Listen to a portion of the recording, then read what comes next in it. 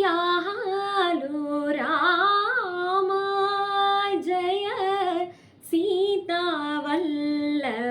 राम। दीनदयालु राम जय सीतावल्लभ राम। क्षितजनपालक रघुपति राघव, क्षितजनपालक रघुपति राघव, पीताम्बरधर पावन राम।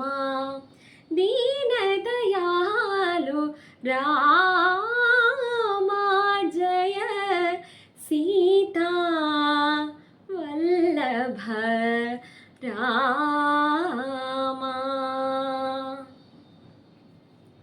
നമസ്കാരം, എൻ്റെ ചാനലിലേക്ക് എല്ലാവർക്കും സ്വാഗതം. എല്ലാവരും സുഖമായിരിക്കുന്നെന്നോ കരുതുന്നു.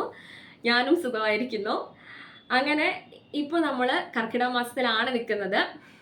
നമ്മുടെ ചാനൽ തുടങ്ങാൻ കുറച്ച് ഡിലേ ആയതുകൊണ്ട് തന്നെ കർക്കിടക മാസം ബേസ് ചെയ്തിട്ടുള്ള വീഡിയോസ് വരാനും അതിൻ്റെതായ ടൈം എടുത്തു കുറച്ച്.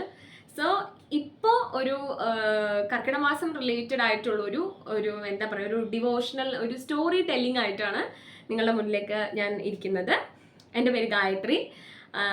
പിന്നെ നിങ്ങൾക്ക് എന്തൊക്കെയുണ്ട് നിങ്ങളുടെ വീട്ടിലൊക്കെ വിശേഷം എന്നുള്ളത് നിങ്ങൾ കമൻറ്റ് ബോക്സിലൊക്കെ ഇടൂ. ആൻഡ് ഇന്ന് ഞാൻ പറയാൻ പോകുന്നത് നമ്മുടെ ഐതിഹ്യമാല, കൊട്ടാരത്തിൽ ശങ്കുണ്ണിയുടെ ഐതിഹ്യമാലയിൽ ആധ്യാത്മ രാമായണം എന്നുള്ളൊരു സ്റ്റോറിയാണ്. ആധ്യാത്മ രാമായണം എന്നുള്ളൊരു ഹെഡിങ് വരുന്ന ഒരു സ്റ്റോറിയാണ് ഞാൻ നിങ്ങളടുത്ത് പറയാൻ പോകുന്നത്.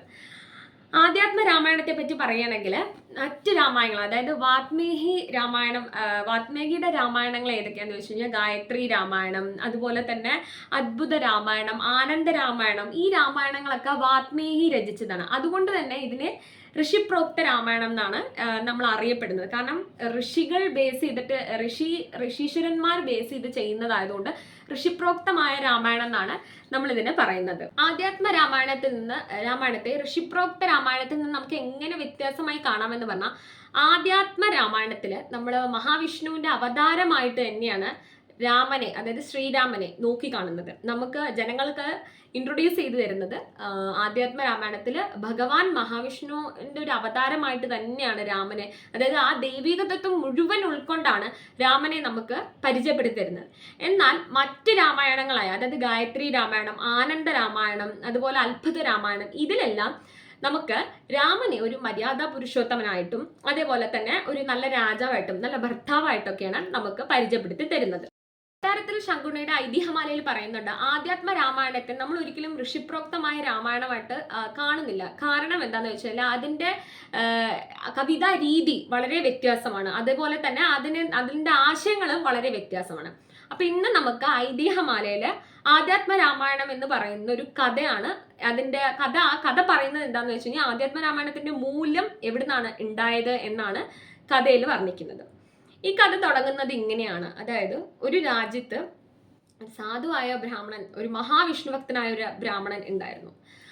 ബ്രാഹ്മണൻ എന്നും സംശയത്തോടും ബ്രാഹ്മണന്റെ ചിന്തയിൽ ഒരുപാട് കാര്യങ്ങൾ വരും. അതായത് മറ്റ് രാമായണങ്ങളിൽ വായിക്കുമ്പോൾ എന്തുകൊണ്ടാണ് മറ്റ് രാമായണങ്ങളിൽ രാമനെ വെറും ഒരു മനുഷ്യനായി കണക്കാക്കുന്നത്, വെറും ഒരു മനുഷ്യനായിട്ട് ചിത്രീകരിക്കുന്നത്? എന്തുകൊണ്ട് രാമനെ നമുക്കൊരു ദൈവിക തത്വമുള്ള ഒരു കഥാപാത്രം അല്ലെങ്കിൽ ഒരു ദൈവ പുരുഷനായി നമുക്ക് കണ്ടുകൂടാ എന്ന് അദ്ദേഹത്തിന്റെ ആ ചിന്തയിൽ നിന്ന് അദ്ദേഹം ഈ ഒരു ചിന്ത ഉൾക്കൊണ്ട് ഒരു രചന രചിച്ചു. അയാൾ രചിക്കുന്ന സമയത്ത്, അതായത് ആ ബ്രാഹ്മണൻ ഇത് രചിക്കുന്ന സമയത്ത് അദ്ദേഹത്തിന് തോന്നിയിട്ടുണ്ട് ഇതെല്ലാവരും ഏറ്റെടുക്കും, ഇതിന് വലിയൊരു പ്രസിദ്ധി കിട്ടും, ഇത് മഹാഋഷിമാർ ഏറ്റുവാങ്ങും, അതായത് പണ്ഡിതന്മാരെ അംഗീകരിക്കും എന്നൊക്കെ അദ്ദേഹത്തിന് തോന്നിയിട്ടുണ്ടായിരുന്നു. പക്ഷേ അദ്ദേഹം എഴുതി അതിനെ പൂർത്തീകരിച്ച് വന്ന സമയത്ത് അദ്ദേഹത്തിന്റെ ചിന്ത പോലെയല്ല കാര്യങ്ങൾ നടന്നത്. കാരണം എന്താണെന്ന് വെച്ചാൽ, ഇത് അദ്ദേഹം പൂർത്തിയായതിനു ശേഷം, ഇത് എഴുതി പൂർത്തീകരിച്ചതിന് ശേഷം പല പണ്ഡിതന്മാരടുത്തും അതേപോലെ തന്നെ പല ഋഷികളുടെ അടുത്തും ഇതൊരു കറക്ഷൻ വർക്കിന് വേണ്ടി കൊടുത്തിട്ടുണ്ടായിരുന്നു. പക്ഷെ ആ സമയത്ത് എന്താണ് സംഭവിച്ചതെന്ന് വെച്ചാൽ അവരെല്ലാവരും ഈ ബ്രാഹ്മണനെ ഒരുപാട് കളിയാക്കുകയാണ് ഉണ്ടായത്. കാരണം ഇത്രയും ഋഷിപ്രോക്തമായ രാമായണം ഇന്ന് ജനങ്ങൾ വായിച്ചുകൊണ്ടും ഇന്ന് ജനങ്ങൾ അതിനെ പാടിയും ഇന്നതിനെ ഉൾക്കൊണ്ടും ജീവിക്കുന്ന ഈ സമയത്ത് ഒരു സാധാരണ ബ്രാഹ്മണൻ എഴുതിയ രാമായണത്തെ എന്ത് തരത്തിലാണ്, എന്ത് ഇമ്പോർട്ടൻസ് ആണ് അതിന് കൊടുക്കുക എന്നുള്ള രീതിയിലാണ് നമ്മളെ പണ്ഡിതന്മാരും അതുപോലെ മഹാഋഷീശ്വരന്മാരും എല്ലാവരും ഇതിനെ കണ്ടത്. അദ്ദേഹം പരിഹാസം സഹിക്കവയ്യാതെ ആ നാട് വിടാൻ തീരുമാനിച്ചു. അങ്ങനെ അദ്ദേഹം ഒരു ദിവസം രാത്രിക്ക് രാത്രി അദ്ദേഹത്തിന്റെ ഗ്രന്ഥം ഒരു പട്ടുതുണിയിൽ പൊതിഞ്ഞ് ആ നാട്ടിൽ നിന്ന് പലായനം ചെയ്യുകയുണ്ടായി. അങ്ങനെ പോകും വഴി ഒരുപാട് രാത്രിയായി. ഒരു ജലാശയത്തിന്റെ അടുത്ത് അദ്ദേഹം ഉറങ്ങാം എന്ന് വിചാരിച്ചു. അങ്ങനെ കുളി കഴിഞ്ഞു, സന്ധ്യാവന്ദനങ്ങൾ കഴിഞ്ഞു, വിശപ്പും ദാഹം ഒക്കെ ഉണ്ടെങ്കിലും ആ ഒരു ജലാശയത്തിൽ നിന്ന് ഒരു കവിൾ വെള്ളം കുടിച്ച് അവിടെ കിടക്കണ്ടായി. ആ ഗ്രന്ഥം തലക്കി വെച്ച് അദ്ദേഹം കിടക്കണ്ടായി. കുറേ രാത്രി ആയ സമയത്ത് ഒരു ദിവ്യ പുരുഷൻ, മഹാ തേജോമയനായ പുരുഷൻ ആ ബ്രാഹ്മണന്റെ മുന്നിൽ പ്രത്യക്ഷപ്പെട്ടു. എന്നിട്ട് ദിവ്യപുരുഷൻ ചോദിച്ചു, എന്തു പറ്റി ബ്രാഹ്മണ, നീ എന്തിനാണ് ഇങ്ങനെ സങ്കടപ്പെടുന്നത് എന്ന് ചോദിച്ചു. അപ്പോൾ ബ്രാഹ്മണൻ പറഞ്ഞു, എൻ്റെ ജീവിതത്തിൽ വലിയൊരു സങ്കടം എന്നെ ഇപ്പൊ അലട്ടിക്കൊണ്ടിരിക്കുന്നുണ്ട് മഹാശ്രേഷ്ഠ എന്ന് പറഞ്ഞു.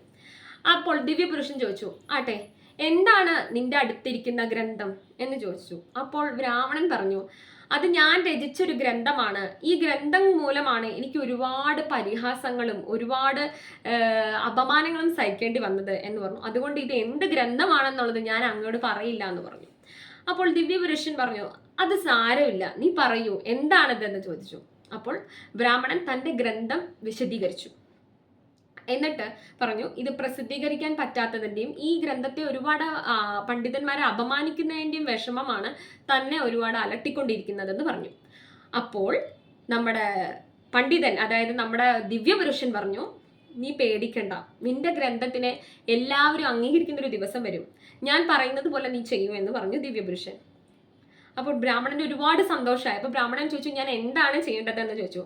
അപ്പോൾ നമ്മുടെ പണ്ഡിതൻ നമ്മുടെ ദിവ്യപുരുഷൻ പറഞ്ഞു, നേരെ ഗോകർണത്തേക്ക് പോവാം, ശിവരാത്രിക്ക് മുമ്പ് നീ ഗോകർണത്തെ എത്തണം, എന്നിട്ട് അവിടെ സന്ധ്യാപൂജകളിൽ ഏർപ്പെടണം, ഭഗവത് ദർശനം നേടണം.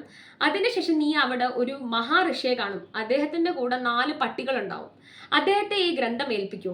അദ്ദേഹം ഇത് ആരാണ് ഇത് പറഞ്ഞത്, എന്നെ ഏൽപ്പിക്കാൻ പറഞ്ഞതെന്ന് ചോദിച്ചാൽ നീ ഒന്നും മിണ്ടാതെ നിൽക്കണം എന്ന് പറഞ്ഞു.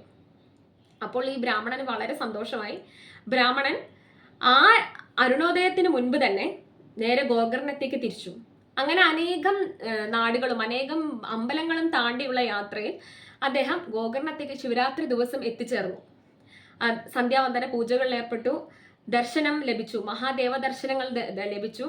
അതിനുശേഷം ഈ ദിവ്യപുരുഷൻ പറഞ്ഞതുപോലെ തന്നെ അവിടെ ഒരു മഹാഋഷിയെ കണ്ടു.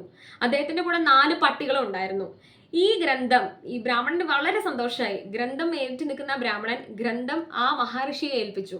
അപ്പോൾ മഹാഋഷി ചോദിച്ചു, ഈ ഗ്രന്ഥം എന്നെ ഏൽപ്പിക്കാൻ നിന്നോട് ആരാ പറഞ്ഞതെന്ന് ചോദിച്ചു. അപ്പോൾ ബ്രാഹ്മണൻ ഒന്നും മിണ്ടാതെ വളരെ സൈലന്റായി നിന്നു.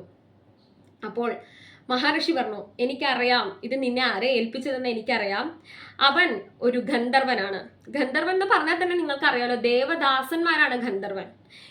അപ്പോൾ മഹർഷി പറഞ്ഞു, ഇങ്ങനെ ഒരു വഴി നിനക്ക് പറഞ്ഞു തന്ന അവനെ ഞാൻ ശപിക്കുന്നു, അവൻ അടുത്ത ജന്മം ശൂദ്രനായി മാറട്ടെ എന്ന് പറഞ്ഞു. കാരണം ഗന്ധർവന് ഭൂമിയിൽ സ്ഥാനമില്ല. സത്യം പറഞ്ഞ അദ്ദേഹം ഗന്ധർവന്മാര് ദേവദാസന്മാരാണ്.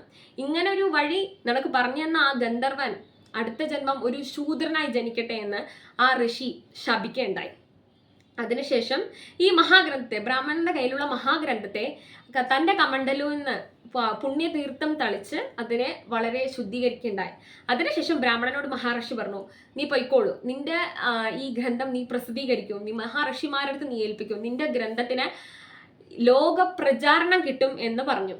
ആ ഗ്രന്ഥമാണ് ഇന്ന് നമ്മൾ ആധ്യാത്മ രാമായണം എന്നുള്ള രീതിയിൽ നമ്മൾ ആധ്യാത്മ രാമായണമായി കാണുന്നത്. ആ ഗ്രന്ഥത്തെ നമ്മൾ ഏറ്റെടുക്കുന്നത് അങ്ങനെയാണ്. മറ്റ് രാമായണങ്ങളിൽ നിന്ന് ആധ്യാത്മ രാമായണത്തിന് ഏറ്റവും കൂടുതൽ മൂല്യമുണ്ടാകുന്നതും ഇതുകൊണ്ടാണ്. ഈ ശൂദ്രനായി ജനിച്ച ഗന്ധർവൻ അടുത്ത ജന്മത്തിൽ ശൂദ്രനായി ജനിക്കട്ടെ എന്ന് ശാപം കൊടുത്ത ഈ മഹാഋഷി ആരാണെന്ന് വെച്ചാൽ സാക്ഷാൽ വേദവ്യാസനാണ്. അദ്ദേഹത്തിന്റെ കയ്യിലുള്ള 4 പട്ടികൾ 4 വേദത്തെയാണ് കാണിക്കുന്നത്. അതുപോലെ ഈ ശാപം ഏറ്റുവാങ്ങിയ ഈ ഗന്ധർവൻ അടുത്ത ജന്മത്തിൽ ശൂദ്രനായി ജനിച്ച ആരാണെന്ന് നിങ്ങൾക്ക് അറിയാമോ? തുഞ്ചത്തെ എഴുത്തച്ഛനാണത്. തുഞ്ചത്തെ എഴുത്തച്ഛൻ തന്റെ കിളിപ്പാട്ട് തർജ്ജമയ്ക്കായി ആധ്യാത്മ രാമായണത്തെ ഉപയോഗിക്കുകയുണ്ടായത്. അതൊരു പൂർവ്വജന്മ ബന്ധമായിട്ടാണ് നമുക്ക് കൊട്ടാരത്തിൽ ശങ്കുണ്ണിയുടെ ഐതിഹ്യമാലയിൽ കാണിക്കുന്നത്. അതേപോലെ തന്നെ ഈ മഹാവിഷ്ണു ഭക്തനായ ബ്രാഹ്മണൻ വരരുചിയാണ്. അപ്പോൾ ഇത്രയുമാണ് കഥ. ഇതാണ് നമ്മുടെ ആധ്യാത്മ രാമായണത്തിന്റെ മൂലം കൊണ്ടുവന്നത് വരരുചിയാണെന്നാണ് കൊട്ടാരത്തിൽ ശങ്കുണ്ണിയുടെ ഐതിഹ്യമാലയിൽ കാണിക്കുന്നത്. സോ എല്ലാവർക്കും വീഡിയോ ഇഷ്ടപ്പെട്ടെന്ന് വിചാരിക്കുന്നു. ഈ വീഡിയോയിൽ ഇത് നമ്മുടെ ഫസ്റ്റ് ഒരു സ്റ്റോറി ടെല്ലിംഗ് വീഡിയോ ആണ്. ഒരുപാട് തെറ്റുകുറ്റങ്ങൾ ഉണ്ടാവും. അതായത് തെറ്റുകുറ്റങ്ങൾ ഇൻ ദ സെൻസ് നമ്മൾ സംസാരിക്കുന്ന രീതിയിൽ എന്തെങ്കിലും നിങ്ങൾക്ക് ഒരു മിസ്റ്റേക്കോ അല്ലെങ്കിൽ നിങ്ങൾക്ക് എന്തെങ്കിലും സജഷൻസ് എന്തെങ്കിലും ഉണ്ടെങ്കിൽ, നിങ്ങൾ ക്രിറ്റിസിസം ആയാലും കുഴപ്പമില്ല, സജഷൻസ് എന്തെങ്കിലും ഉണ്ടെങ്കിൽ നിങ്ങൾ കമൻറ്റ് ബോക്സിൽ ഇടുക. പിന്നെ ലൈക്ക് ചെയ്യുക, ഷെയർ ചെയ്യുക. ഇഷ്ടപ്പെട്ടെങ്കിൽ അതും നിങ്ങൾ പറയുക. എന്തെങ്കിലും ഇമ്പ്രൂവ് ചെയ്യാനുണ്ടെങ്കിൽ നിങ്ങൾ അതും പറയുക. ഞാൻ ആദ്യമായി തുടങ്ങുന്ന ഒരു കാര്യമാണ്. ഞാൻ ഫസ്റ്റ് ടൈമാണ് സ്റ്റോറി ടെല്ലിങ് ഒക്കെ നിങ്ങളോട് ഇങ്ങനെ ഷെയർ ചെയ്യുന്നത്. അപ്പോൾ അത് എത്രത്തോളം അത് എഫക്റ്റീവായി എന്നുള്ളത് എനിക്കറിയില്ല. അപ്പോൾ നമുക്ക് ഈ വീഡിയോ ഒരു നല്ലൊരു സോങ്ങിലൂടെ അതെനിക്ക് പാടാൻ പറ്റുന്ന രീതിയിൽ ഞാൻ പാടി അവസാനിപ്പിക്കാം.